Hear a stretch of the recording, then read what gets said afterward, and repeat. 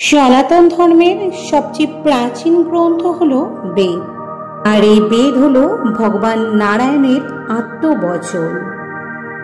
সৃষ্টির আদিতে মানব হিতার্থে ভগবান নারায়ণ এই বেদ জ্ঞান প্রদান করেন।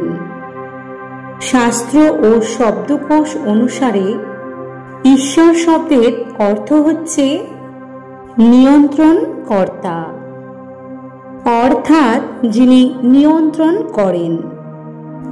আমাদের হিন্দু পুরাণে তিন আরাধ্য দেবতা হলেন ব্রহ্মা, বিষ্ণু ও মহেশ্বর।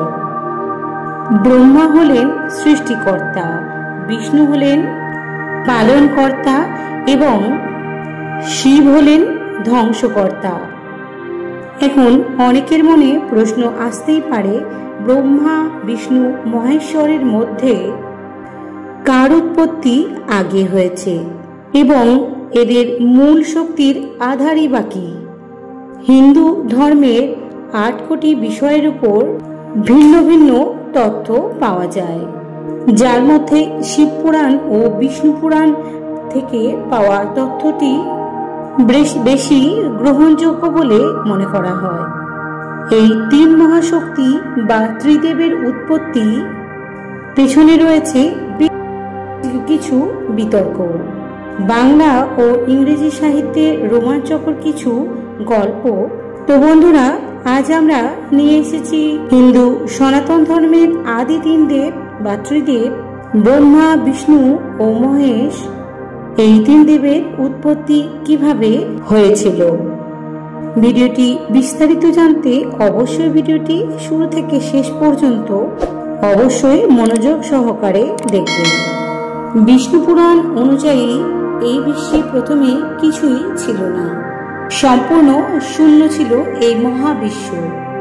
সেই শূন্যে ছিল এক প্রদীপ্ত গর্ভ, যার নাম হিরণ্য গর্ভ, আর যার মধ্যে ছিল অসীম এবং অনন্ত জ্ঞান। ঋগ্বেদ অনুসারে হিরণ্য গর্ভ থেকেই সৃষ্টি শুরু হয়েছে এবং পরম ব্রহ্মেরই এক রূপ হলো এই হিরণ্য গর্ভ। এর মধ্যে বিদ্যমান তথ্য হলো অসীম ও অনন্ত জ্ঞান। এই হিরণ্য গর্ভ থেকে পরম ব্রহ্ম তার ইচ্ছা অনুসারে এক বিরাট রূপ ধারণ করলেন। এই বিরাট জ্ঞান হলো পরম ব্রহ্মের আত্মতত্ত্ব, যা তার জাগ্রত অবস্থাকে প্রকাশ করে। তিনি হচ্ছেন আদি পুরুষ ভগবান শ্রীহরি নারায়ণ। এরপর প্রভু তার মধ্যে বিদ্যমান অংশ থেকে যোগমায়ের সৃষ্টি করে এবং বিরাট রূপ থেকে চতুর্ভুজ রূপ সৃষ্টি করে বিষ্ণু নামে যোগনিদ্রায় মগ্ন হন। এরপর বিষ্ণুর নাভি থেকে একটি পদ্ম ফুল সৃষ্টি হয় এবং শ্রী বিষ্ণুর একটি প্রতিরূপ গিয়ে এই পদ্ম ফুলকে প্রস্ফুটিত করে। ওই প্রস্ফুটিত পদ্ম থেকেই ব্রহ্মার সৃষ্টি হয়। এরপর শ্রী বিষ্ণুর ভ্রুকুটি থেকে একটি রুদ্রাক্ষের সৃষ্টি হয়। পরে শ্রী বিষ্ণুর একটি প্রতিরূপ গিয়ে তার বিস্ফোরণ ঘটিয়ে শিবের সৃষ্টি করেন। এরপর ব্রহ্মা ও শিব বিষ্ণুর স্তুতি করেন এবং তাদের নিজেদের পরিচয় জানতে চান। তারা বলেন, হে নারায়ণ, জন্ম যখন দিয়েছেন আমাদের পরিচয়ও দিন।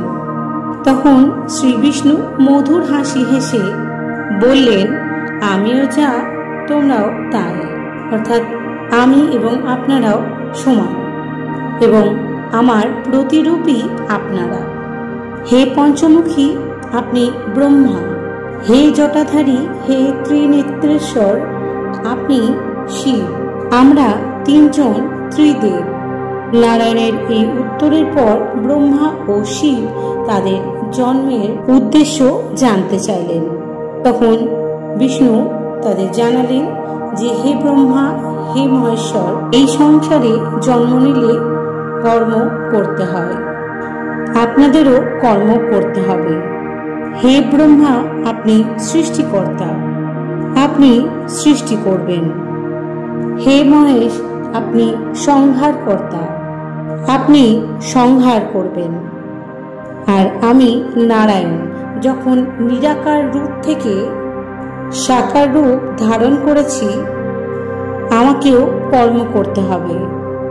আমি বিষ্ণু রূপে জগতের পালন কর্তা, অর্থাৎ জগৎকে পালন করব। হে ব্রহ্মা, আপনি কি সৃষ্টি রচনা প্রারম্ভ করুন। এরপর ব্রহ্মা ও শিব সেখান থেকে প্রস্থান করলেন। শ্রী বিষ্ণু শেষনাগের শয্যা থেকে উঠে দাঁড়িয়ে প্রণব মন্ত্র ওম এর উচ্চারণ করলেন। তখন তার বাম হাত থেকে মা মহালক্ষ্মী আবির্ভূত হলেন। তখন মা মহালক্ষ্মী শ্রী নারায়ণকে বললেন, হে পরম শ্রেষ্ঠ, আপনি নিজেই তো পূর্ণ ছিলেন, তবে আমায় কেন সৃষ্টি করলেন? তখন শ্রী বিষ্ণু মধুর হাসি হেসে বললেন, আমি জানি আমি সম্পন্ন। আমি প্রদীপের মতোই পূর্ণ, যার থেকে হাজারো প্রদীপ জ্বালানোর পরে সেই প্রদীপের আলো একইভাবে পূর্ণ থাকে। তবে হে প্রিয়া, চাঁদ যেমন চাঁদনি ছাড়া, ফুল যেমন সুগন্ধ ছাড়া, সূর্য যেমন তেজ ছাড়া অসম্পূর্ণ, তেমন আমিও তোমাকে ছাড়া অসম্পূর্ণ। আর আজ থেকে আমি ঘোষণা করছি যে কোনো পুরুষ নারীকে ছাড়া সম্পূর্ণ হবে না। আর এই সম্পূর্ণতায় নতুন প্রজন্মকে জন্ম দেবে। আর তোমাকেও একটি বর দিচ্ছি, আমার নাম আজ থেকে লক্ষ্মীপতি, এবং আমার নামের নারায়ণ নামের পূর্বে তোমার নাম যুক্ত হবে। আমার নাম আজ থেকে লক্ষ্মী নারায়ণ। তখন মা লক্ষ্মী বললেন, তোমায় কোটি কোটি প্রণাম জানায় শ্রীহরি। মা লক্ষ্মী বললেন, শ্রীহরি, এবার আমার কাজ বলে দিন।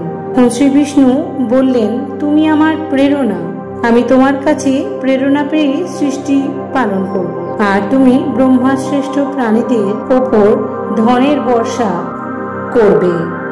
এরপর শ্রীনারায়ণ ব্রহ্মার কাজের সহায়তার জন্য যোগ নিদ্রায় মগ্ন হলেন এবং যোগের মাধ্যমে ব্রহ্মাকে শক্তি প্রদান করতেই থাকলেন। এই ছিল বিষ্ণু পুরাণ অনুযায়ী ত্রিদেবের উৎপত্তি।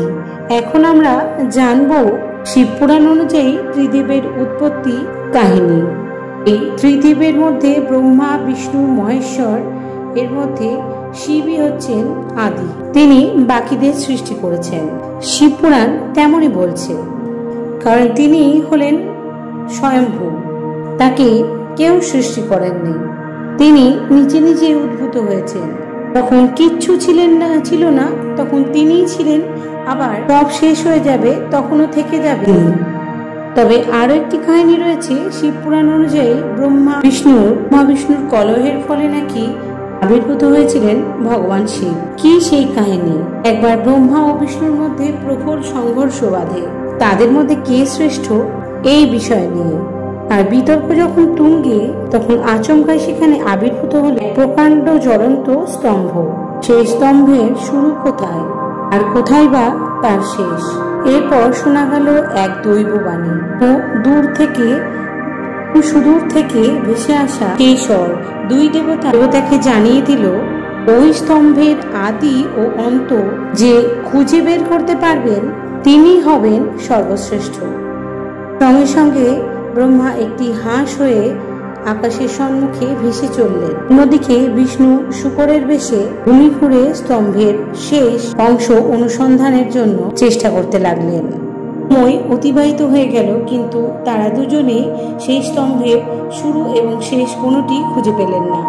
ভগবান বিষ্ণু সেই জ্যোতির্লিঙ্গের শেষ প্রান্ত খুঁজতে সক্ষম না হলে নিজের পরাজয় স্বীকার করে নিলেন। কিন্তু ভগবান ব্রহ্মা শ্রেষ্ঠত্বের লোভে সেই জ্যোতির্লিঙ্গে খুঁজে না পাওয়া পর্যন্ত নিজেকে বিজয়ী ঘোষণা করেন। তখনই ঠিক তাদের সামনে আবির্ভূত হলেন শিব, এবং শিবকে দেখার পর ব্রহ্মা এবং বিষ্ণু বুঝতে পারলেন তার স্বরূপ। আসলে এই জ্যোতির্লিঙ্গ ছিল দেবাদিদেব মহাদেব। যার আদি এবং অন্ত কিছুই ছিল না। ব্রহ্মার এই পাপের কারণে ভগবান শিব তাকে অভিশাপ দেন, আপনার দ্বারা সৃষ্ট এই জগতে কখনোই আপনার পুজো হবে না। এর সঙ্গে কেতকী নামক একটি অতি সুন্দর পুষ্প, যাকে ফুলের মধ্যে সবচেয়ে উত্তম এবং ভগবান শিবের প্রিয় ফুল হিসেবে উৎপন্ন করা হয়েছে। তো ওই ফুল ব্রহ্মার অসত্য বচনের সাক্ষী স্বরূপ সমর্থন করে অধর্ম এবং পাপের ভাগী হয়েছিলেন। তাই ভগবান শিব কেতকী পুষ্পকে অভিশাপ দিয়েছিলেন যে কোনো পূজায় এই ফুল ব্যবহৃত হবে না। এরপর ভগবান শিব কাল ভৈরব রূপ ধারণ করে ভগবান ব্রহ্মার অহংকারী পঞ্চম সৃষ্টিকে শরীর থেকে আলাদা করে দিয়েছে। এরপর শিবের চিরন্তন তথা আদি এবং অন্ত রূপকে প্রত্যক্ষ করে বুঝতে পারলেন তারা শিবের আসল পরিচয়। এইভাবে বিভিন্ন পৌরাণিক তথ্য অনুসারে এক এক ক্ষেত্রে এক এক আরাধ্যকে আদি বলা হয়েছে। বন্ধুরা, আজকের ভিডিওর মাধ্যমে আপনারা জানতে পারলেন ত্রিদেবের মধ্যে কার উৎপত্তি সর্বপ্রথমে। অবশ্যই আপনাদের নিজস্ব মতামত জানাবেন। দেখা হবে আরেকটি ভিডিওর সাথে। ততক্ষণের জন্য সকলে ভালো থাকবেন, সুস্থ থাকবেন।